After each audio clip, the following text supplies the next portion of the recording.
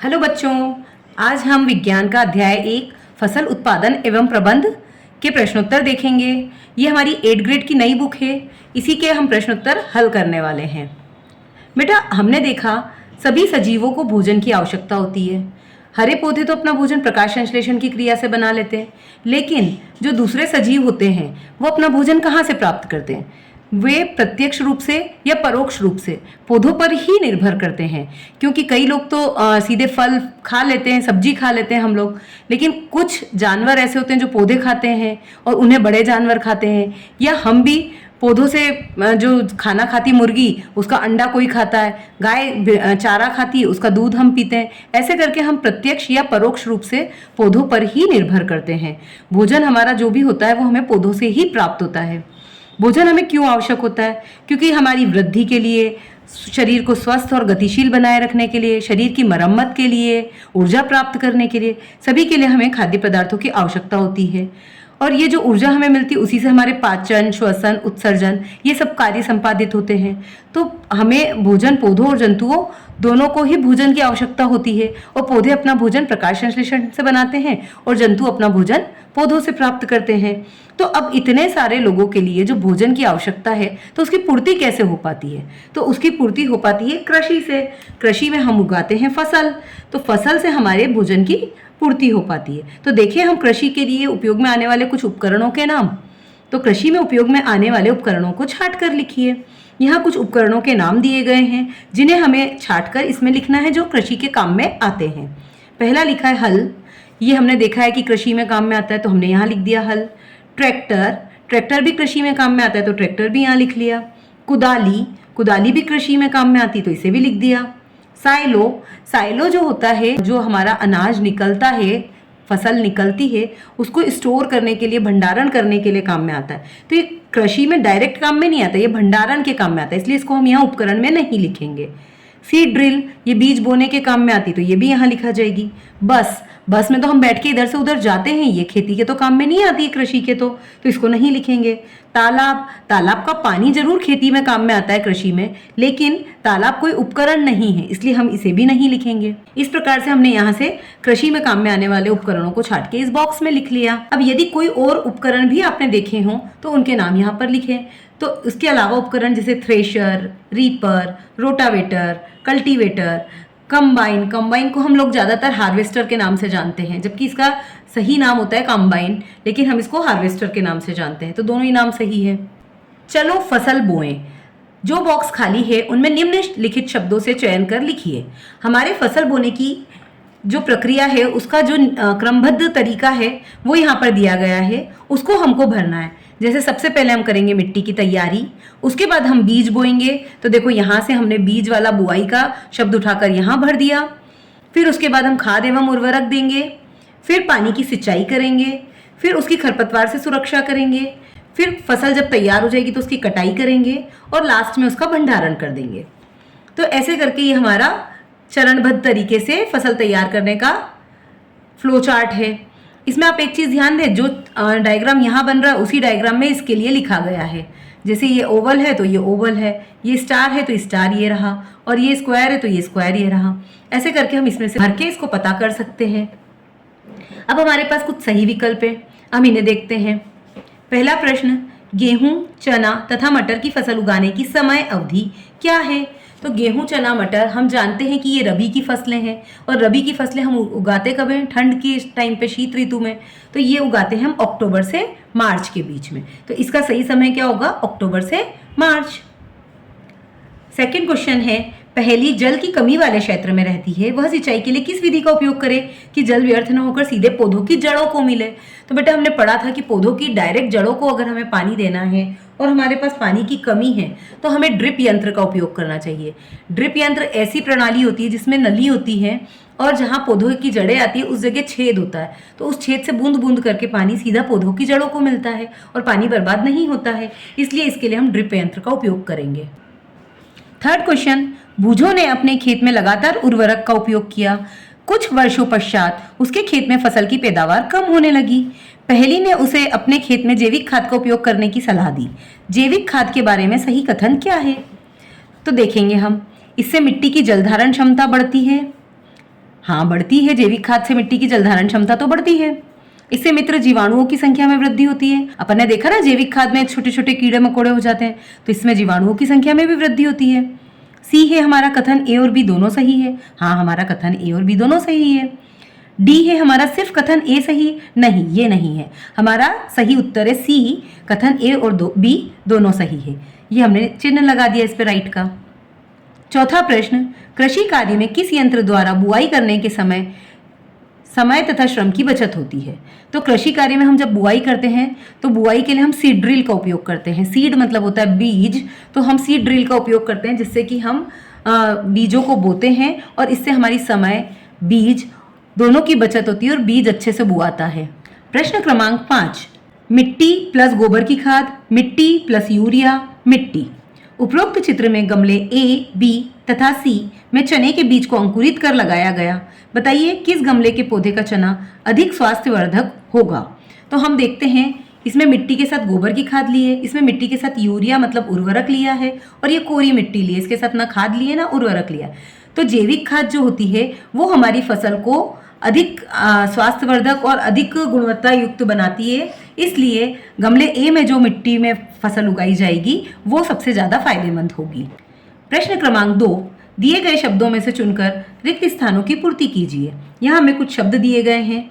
नीम की सूखी पत्तियाँ, छिड़काव यंत्र, तंत्र, मछली, खरपतवारनाशी और ह्यूमस। इनमें से हमें इन पांचों में रिक्त स्थान को भरना है। पहला प्रश्न है, बूझों द्वारा अपने असमतल खेत में सिंचाई के लिए डैश उपयोग किया जाता है। तो जब उसका खेत असमतल है मतलब ऊपर नीचे है तो उसमें हम क्या करेंगे? सिंचाई के लिए छिड़काव यंत्र का उपयोग कर सकते हैं। उससे क्या होता है, इसमें नली होती है और उस पर नोजल लगा होता है। वो नोजल घूम घूम के बारिश के पानी की तरह पानी देता है, तो वो फसल के लिए बहुत अच्छा उपयोगी होता है और असमतल खेत के लिए भी ये बहुत सही काम करता है छिड़काव तंत्र। सेकेंड क्वेश्चन, पहेली समुद्र तटीय क्षेत्र में रहती है, उसके परिवार के सभी सदस्य डैश का मुख्य आहार के रूप में उपयोग करते हैं। तो समुद्र के तट के वहाँ जो रहता है उसे समुद्र में मछली आसानी से मिल जाती है, तो मुख्य आहार के रूप में वो लोग मछली का उपयोग करेंगे।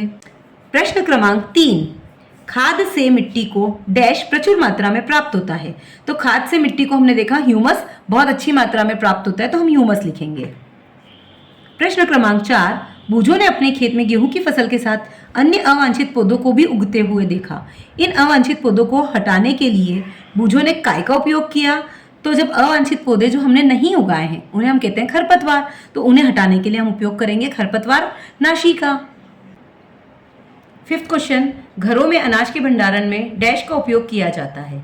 तो जैसा कि हम जानते हैं कि घर में जो भी हम अनाज भरते हैं तो उसके साथ हम नीम की कुछ सूखी पत्तियां भी डाल देते हैं। नीम की पत्तियां कड़वी होती है और कड़वी होने के कारण कीड़े नहीं लगते हैं, इसलिए हमारे अनाज की बचत हो जाती है।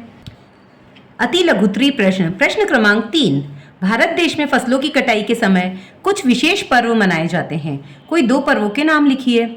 तो हम लोग देखते हैं कि भारत देश में बहुत सारे पर्व अलग अलग जगह मनाए जाते हैं। तो जो फसलों की कटाई के टाइम पे जो 2 पर्व मनाने के लिए नाम लिखने को हमको कहा गया है, तो हम ये बहुत सारे पर्व के नाम लिख रहे हैं। इनमें से हम कोई से भी 2 पर्वों के नाम लिख सकते हैं, जैसे कि मकर संक्रांति, पोंगल, ओणम, बैसाखी, लोहड़ी, बिहू। इनमें से यहाँ 2 पर्वों के नाम पूछे तो हम कोई से भी 2 पर्वों के नाम लिख सकते हैं। प्रश्न क्रमांक 4, निम्नलिखित फसलों में से रबी तथा खरीफ की फसलों को छांटिए। हम जानते हैं कि रबी की फसल शीत ऋतु में उगाई जाती है तथा खरीफ की फसल बारिश के सीजन में उगाई जाती है। तो बारिश के सीजन में हम कौन कौन सी फसल उगाते हैं? धान, मक्का, सोयाबीन और मूंगफली। और रबी की फसल जो शीत ऋतु में उगाई जाती है उसमें हम उगाते हैं चना और मटर। तो हमने यहाँ से छांट लिया। धान खरीफ की थी तो खरीफ में लिख दी, चना रबी की थी रबी में लिख दी, मक्का खरीफ, सोयाबीन खरीफ, मटर रबी और मूंगफली खरीफ। ऐसे करके हमने दोनों को छांट दिया, रबी की फसल और खरीफ की फसल को। प्रश्न क्रमांक 5, बाजरे की फसल के लिए गर्म एवं आर्द्र मौसम की आवश्यकता होती है। यह किस प्रकार की फसल है? वह इसके उगाने के लिए उपयुक्त महीने कौन से हो सकते हैं? तो बाजरा जो होता है वो एक खरीफ की फसल होता है जिसे उगाने के लिए गर्म और शुष्क मौसम की आवश्यकता होती है और इसे उगाने के लिए उपयुक्त महीने होते हैं जून से जुलाई। प्रश्न क्रमांक 6, निम्न बॉक्सों को सही क्रम में इस प्रकार लगाइए कि गेहूं की फसल उगाने का रेखा चित्र तैयार हो जाए। तो यहाँ पर हमको क्रम उल्टा पुल्टा दिया गया है जिसे हमें क्रमबद्ध तरीके से जमाना है। हम फसल उगाने के लिए सबसे पहले क्या करते हैं? मिट्टी की तैयारी। तो हम सबसे पहले ये वाला पॉइंट मिट्टी की तैयारी लिख देंगे, मिट्टी तैयार करना। उसके बाद हम बीज बोते हैं तो बुआई, ये हमने बुआई लिख दिया। फिर हम खाद एवं उर्वरक देते हैं तो ये लिख दिया खाद एवं उर्वरक दोनों चीज़ देना। फिर सिंचाई करते हैं तो सिंचाई, फिर खरपतवार से सुरक्षा, फिर कटाई और फिर गेहूं का भंडारण। ऐसे करके हमारे गेहूं की फसल उगाने का रेखाचित्र तैयार हो जाता है। प्रश्न क्रमांक 7। एक किसान अपनी भरपूर व अच्छी फसल काटने के बाद उसे भंडारण से पूर्व सुखाना भूल गया। उसे किन समस्याओं का सामना करना पड़ सकता है? तो देखो, फसल जब काटते हैं तो उसमें नमी होती है, थोड़ा मॉइस्चर होता है। अगर हम उसको सुखाएंगे नहीं तो उसमें जल्दी से कीड़े मकोड़े लग जाएंगे, सूक्ष्म जीव लग जाएंगे और हमारी पूरी फसल को खराब कर देंगे। तो किसान ने अगर अपनी फसल सुखाना भूल गया है तो नमी के कारण उसकी फसल जल्दी खराब हो जाएगी और उसमें सूक्ष्म जीव पनपने लगेंगे। लघु उत्तरी प्रश्न, प्रश्न क्रमांक 8। बूझो अपने खेत में बुआई के लिए पारंपरिक तरीके का उपयोग करता है और पहेली अपने खेत में बुआई के लिए ट्रैक्टर द्वारा संचालित सीड ड्रिल का उपयोग करती है। बताइए बुआई के लिए कौन सा तरीका उत्तम है और क्यों? तो पारंपरिक तरीके में हम हाथ से बुआई करते थे जिसमें बहुत सारा दाना बीज बर्बाद होता था, वो बराबर दूरी पर नहीं लगता था, वो ज़मीन में अंदर तक नहीं जा पाता था, उसे पशु पक्षी खा जाते थे। तो ये हमारे पारंपरिक तरीके के नुकसान थे। तो इसको सीड ड्रिल से बोने से हमें फ़ायदे मिलते हैं, इसलिए पहेली का तरीका सही है। अब बताते हैं हम कि पहेली के तरीके में क्या क्या फ़ायदे होंगे। तो बुआई के लिए सीड ड्रिल का तरीका सबसे उत्तम है क्योंकि सीड ड्रिल द्वारा समय और बीज की बचत होती है। इससे बीज समान दूरी में और गहराई में बोए जाते हैं। इससे पक्षियों द्वारा इसे खाने से भी रोका जा सकता है, इसलिए पहेली का तरीका ज़्यादा उत्तम है। प्रश्न क्रमांक 9। चित्रों को पहचानिए। ये चित्र सिंचाई की किस पद्धति से संबंधित है? चित्रों को नामांकित कीजिए। इनमें से कौन सा चित्र जल की कमी वाले क्षेत्रों के लिए वरदान है? उसकी कार्यविधि भी लिखिए। तो यहाँ पर 4 चित्र दिए गए हैं। हमने ये पढ़े थे किताब में। 4 पारंपरिक तरीके भी बताए थे हमें सिंचाई के। तो उनमें से एक होता है मोट। तो ये जो चित्र है ये मोट का चित्र दिखा रखा है। फिर ये जो बेल से बंधा हुआ ये चित्र है ये रहट का चित्र है। ये स्प्रिंकलर का चित्र है जिसमें स्प्रिंकलर या छिड़काव यंत्र कहते हैं। और ये है ड्रिप यंत्र का चित्र। तो ये हमने सबके नामकरण कर दिए। इसके बाद हमसे पूछा गया है कि इसकी कार्यविधि बताइए।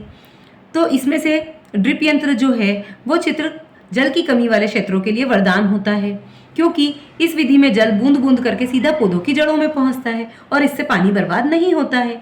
इसलिए जल की कमी वाले क्षेत्र में ड्रिप यंत्र का उपयोग किया जाता है। प्रश्न क्रमांक 10। कभी कभी खेत में फसल के साथ कुछ अन्य अवांछित पौधे भी उग जाते हैं, तो आप उन्हें कैसे हटाएंगे और क्यों हटाएंगे? तो हम जो फसल उगाते हैं उसके साथ जो अवांछित पौधे उगते हैं उन्हें हम खरपतवार कहते हैं और उन्हें हटाना इसलिए ज़रूरी है, नहीं तो वो हमारी फसल का जो भी पोषण है, पानी है, धूप है, जगह है, वो सबको घेरेंगे और हमारी फसल को सही जगह नहीं मिल पाएगी, पर्याप्त पोषण नहीं मिल पाएगा। इसलिए उन्हें हटाना बहुत ज़रूरी है और उन्हें हटाने के लिए हम हाथ से भी हटाते हैं और खरपतवार नाशी दवाई का छिड़काव करके भी हटाते हैं। तो देखें हम प्रश्न कैसे लिखा है हमने उत्तर।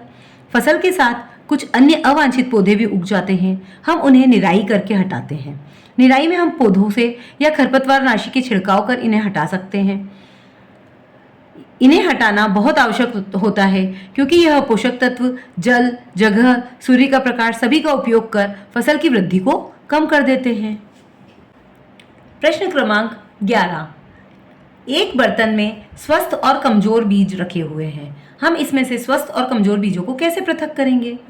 तो हम स्वस्थ और कमजोर बीज के लिए हमने देखा था कि जो कमजोर बीज होते हैं, क्षतिग्रस्त बीज होते हैं, वो जल की सतह पर तैरने लगते हैं। तो हम क्या करेंगे?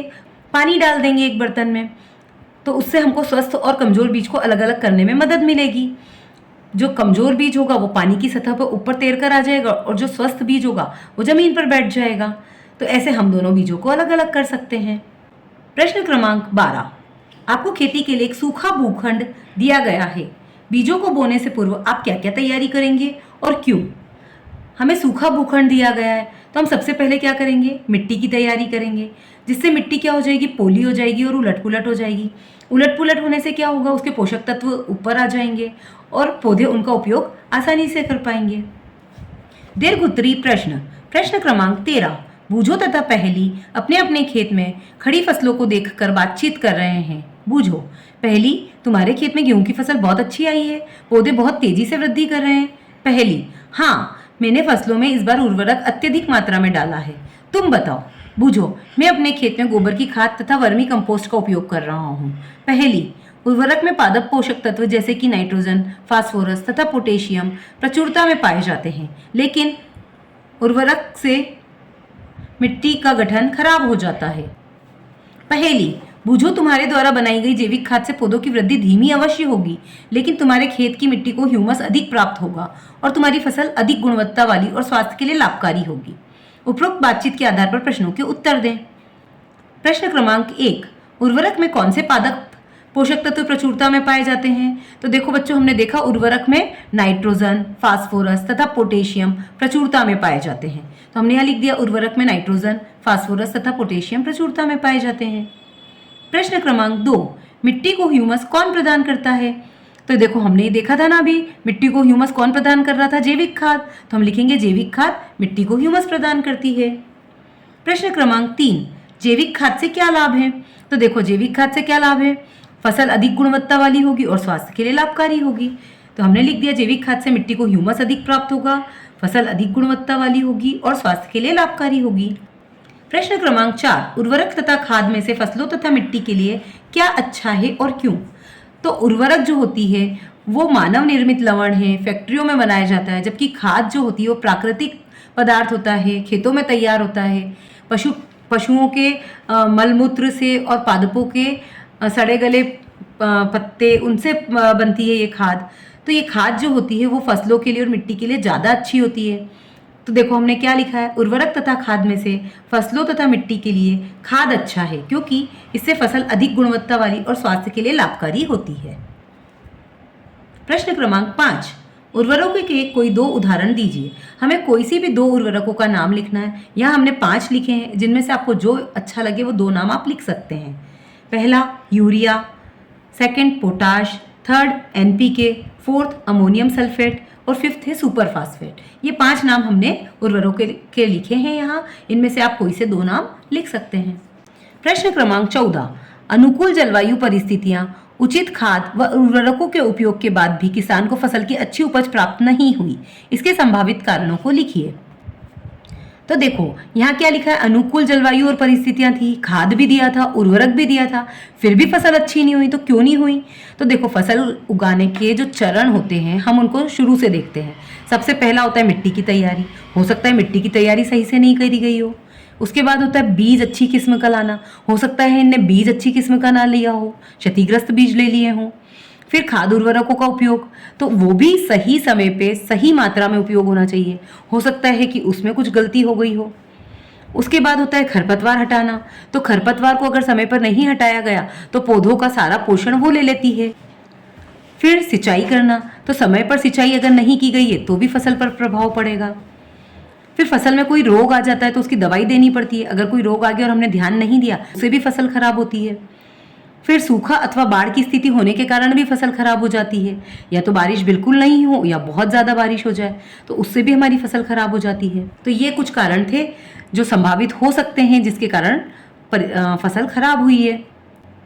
प्रश्न क्रमांक 15, एक किसान द्वारा फसल बोने के लिए ऐसे खेत को चुना गया जहां कई वर्षों से किसी भी जीव जंतु व पेड़ पौधों की पूर्णतः अनुपस्थिति रही। खेती करने के लिए किसान द्वारा मिट्टी को जोता गया। मौसम भी अनुकूल था, परंतु फिर भी अपेक्षित परिणाम प्राप्त नहीं हुए। इसके क्या संभावित कारण रहे? अब हम देखते हैं, यहाँ कहा गया है कि कई वर्षों से वहाँ पे फसल नहीं हुई थी, कोई जीव जंतु नहीं थे। तो अगर कई वर्षों से खेत में जीव जंतु व पेड़ पौधों की अनुपस्थिति है तो मिट्टी कैसी हो जाएगी? अनुपजाऊ हो जाएगी, उसकी उर्वरक क्षमता कम हो जाएगी, मिट्टी में ह्यूमस की मात्रा भी कम हो जाएगी और सूक्ष्म जीवों की भी कमी हो जाएगी। यही सब कारण हैं जिनके कारण फसल के परिणाम अच्छे नहीं प्राप्त हुए। इसका ब भाग है, यदि आप उसकी जगह होते तो अपेक्षित परिणाम के लिए क्या प्रयास करते? तो यदि मैं उसकी जगह होती तो मैं मिट्टी को तैयार अच्छे से करती, उसमें थोड़ा जैविक खाद डालती, अच्छे बीज, समय पर सिंचाई, खाद व उर्वरक का प्रयोग करती और खरपतवार भी समय पर हटाने का प्रयास करती। तो ऐसे करके मैं अपने फसल को अच्छा करने के लिए ये सब प्रयास करती। प्रोजेक्ट 1, मूंग अथवा चने के बीज को लेकर उन्हें गीली रुई अथवा कपड़े में लपेट कर रखिए एवं होने वाले परिवर्तनों को तालिका में नोट कीजिए। यहाँ पे क्रमांक 1 2 3 4, समय दे रखा है 24 घंटे, 2 दिन, 5 दिन, 10 दिन। अब होने वाला परिवर्तन हमें ऑब्जर्व करके देखकर बताना है। तो हमने घर में मूंग या चने को स्प्राउट बनाते हुए मम्मी को कभी देखा हो या हमने उगाकर देखा हो, तो उसमें 24 घंटे में अंकुरण आ जाता है, उनके बाहर एक रेशे टाइप निकल जाता है, जैसे कि वो उगना स्टार्ट हो गए हैं। और 2 दिन में अंकुरण थोड़ा और बड़ा हो जाता है, 5 दिन में वो छोटा पौधा बन जाता है और 10 दिन में थोड़ा बड़ा पौधा बन जाता है। ऐसे मूंग अथवा चने के बीज को अगर हम लपेट कर रखते हैं गीली रुई या कपड़े में, तो उसमें अंकुरण होकर पौधे तक तैयार होने की प्रक्रिया प्रारंभ हो जाती है। ब है बीजों के अंकुरण की विभिन्न अवस्थाओं का आपने जो अवलोकन किया उनको चित्र बनाकर दर्शाएं। तो हमने सबसे पहले बीज को देखा, फिर उसमें छोटा सा अंकुरण आया, फिर उससे बड़ा अंकुरण आया, फिर उससे बड़ा अंकुरण आया और वो धीरे धीरे पौधा बनने लगा और थोड़ा बड़ा पौधा बनने लगा। ऐसे हमने विभिन्न अवस्थाओं को देखा बीज की। प्रोजेक्ट क्रमांक 2, इसका अ भाग है किसी खेत, पौधशाला या नर्सरी अथवा बगीचे का भ्रमण कीजिए तथा निम्नलिखित जानकारी प्राप्त कीजिए। यहाँ पे पॉइंट क्या दे रखा है, बीज चयन का महत्व, सिंचाई की विधियाँ, अधिक शीत, अधिक गर्मी व अधिक वर्षा का पौधों पर प्रभाव, उपयोग में आने वाले उर्वरक एवं खाद, व्यावसायिक उपयोग। तो जो हमारा पहला पॉइंट है बीज चयन का महत्व, तो स्वस्थ और अच्छी किस्म का बीज होगा तो हमारी फसल अच्छी होगी, इसलिए बीज चयन का महत्व बहुत ज़्यादा होता है। सेकेंड पॉइंट है सिंचाई की विधियाँ, तो हमें सिंचाई की विधियाँ, ड्रिप यंत्र, छिड़काव यंत्र, ऐसी जो भी विधियाँ होती है, मोटर हेड, फ्लड इरिगेशन, तो ऐसे हम कोई सी भी विधि ले सकते हैं। तो ड्रिप यंत्र और छिड़काव यंत्र अच्छी विधियां हैं। तीसरा है अधिक शीत, अधिक गर्मी और अधिक वर्षा में पौधे का क्या होगा, तो अधिक ठंड पड़ेगी, अधिक गर्मी होगी या अधिक बारिश होगी तो पौधा खराब हो जाएगा। फोर्थ पॉइंट है उर्वरक, उपयोग में आने वाले जो भी हैं उनके नाम बताइए। तो उर्वरक कौन कौन से हैं, urea, potash, NPK, ammonium sulphate, ये सारे उर्वरक होते हैं, इनमें से हम कोई भी नाम लिख सकते हैं। और खाद में हम जैविक खाद लेते हैं। फिफ्थ है हमारा व्यावसायिक उपयोग, तो व्यावसायिक उपयोग क्या क्या होते हैं, हम फसल को बेच सकते हैं, जो पौधे हम नर्सरी में तैयार कर रहे हैं उन्हें बेच सकते हैं, ऐसे करके हम इसका व्यावसायिक भी उपयोग कर सकते हैं। अब ब प्रश्न, कृषि में उपयोग में आने वाली कुछ मशीनों के चित्र एकत्र कीजिए और इन्हें अपनी फाइल में लगाकर उनके नाम तथा उपयोग लिखिए। तो कृषि में उपयोग में आने वाली बहुत सारी मशीन उपकरण हमने आगे भी देखे थे और हमें जिस भी मशीन का उपकरण का चित्र मिलता है हम उसे एकत्र करके अपनी फाइल में लगा सकते हैं। एक मशीन सीड ड्रिल, जो कि किस काम में आती है, बीज बोने के काम में आती है। यहाँ पे हमसे मशीन के नाम बोला है तो हमने लिखा सीड ड्रिल और दूसरा लिखा कंबाइन, हार्वेस्टर भी कहते हैं इसे, ये फसल कटाई के काम में आती है। ऐसे हम और भी किसी उपकरण का नाम और उसका उपयोग लिख सकते हैं। सेकेंड क्वेश्चन है पानी की कमी वाले क्षेत्रों में सिंचाई की किस विधि का प्रयोग होता है, तो जहाँ पानी की कमी होती है वहाँ पर सिंचाई की विधि ड्रिप यंत्र या छिड़काव यंत्र का उपयोग होता है। थर्ड क्वेश्चन, कुछ पौधों को खेत में रोपित करने के पूर्व पौधशाला में क्यों उगाया जाता है, तो फसल को खरपतवार से बचाने के लिए, अधिक गर्मी, अधिक बारिश, अधिक ठंड से बचाने के लिए, तो उसके लिए हम लिख सकते हैं मौसम की मार से बचाने के लिए पौधों को पौधशाला में उगाया जाता है। नेक्स्ट क्वेश्चन फोर्थ, फसल के साथ कुछ पौधे प्राकृतिक रूप से उग जाते हैं, ये पौधे फसल के लिए किस प्रकार हानिकारक हैं, तो फसल के साथ जो पौधे प्राकृतिक रूप से उगते हैं उन्हें हम खरपतवार कहते हैं। हमने बहुत बार देखा कि खरपतवार जो होती है वो हमारी फसल का पोषण ले लेती है, जल ले लेती है, जगह ले लेती है, सूर्य का प्रकाश ले लेती है, इसलिए वो हमारी फसल को बड़ा नहीं होने देती है। तो हमें जो फसल के साथ प्राकृतिक रूप से पौधे उग जाते हैं उन्हें हटाना पड़ता है और वो हमारे लिए हानिकारक होते हैं। तो फसल के साथ प्राकृतिक रूप से उगने वाले पौधे फसल की वृद्धि के लिए हानिकारक है। फिफ्थ, फसलों के भंडारण की विधियाँ लिखिए। तो फसल के भंडारण के लिए हम फसल को सबसे पहले धूप में सुखाकर फिर भंडारण करेंगे। इसका भंडारण हम साइलों में या भंडार गृहों में भी कर सकते हैं। घरों में अगर हम अनाज का भंडारण करते हैं तो नीम की सूखी पत्तियां डालकर भी रख सकते हैं। बड़े बड़े भंडार गृह में अगर हम भंडारण कर रहे हैं तो वहाँ हम रासायनिक उपचार, दवाई डालकर भी फसल को भंडारण कर सकते हैं। आपको मेरा वीडियो अच्छा लगा हो तो इसे लाइक, शेयर, सब्सक्राइब करना ना भूलें। Thank you.